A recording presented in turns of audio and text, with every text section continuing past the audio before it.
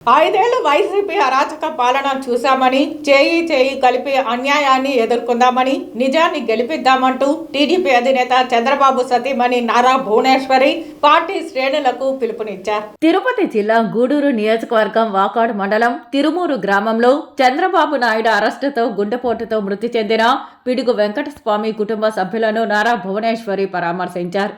YCP బెదిరింపులకు భయపడవద్దని, ప్రజలకు మంచి జరగాలంటే అందరూ పోరాటానికి సిద్ధం కావాలని టీడీపీ కార్యకర్తలకు ఆమె భరోసా ఇచ్చారు.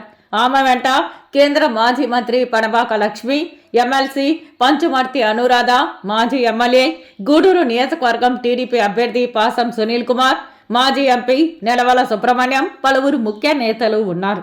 5 ఏళ్ళు చంద్రబాబు నాయుడు గారి పాలనలో ఎట్లా జరిగిందో మీరందరూ చూశారు కూడా కళ్ళారా.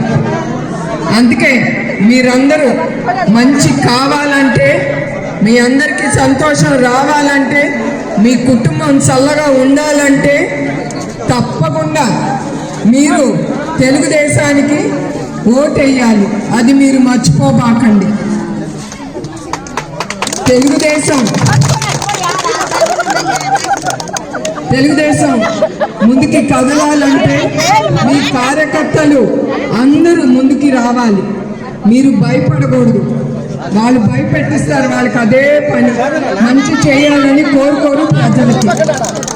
మీరందరూ భయపడకుండా తప్పకుండా చేయగలుగుకుని ఒక్కొక్కళ్ళు తీసుకెళ్ళి మీ అందరూ ఓటేయాలి. మీరు అందరూ పోరాటానికి సిద్ధమా? సిద్ధం కాదు.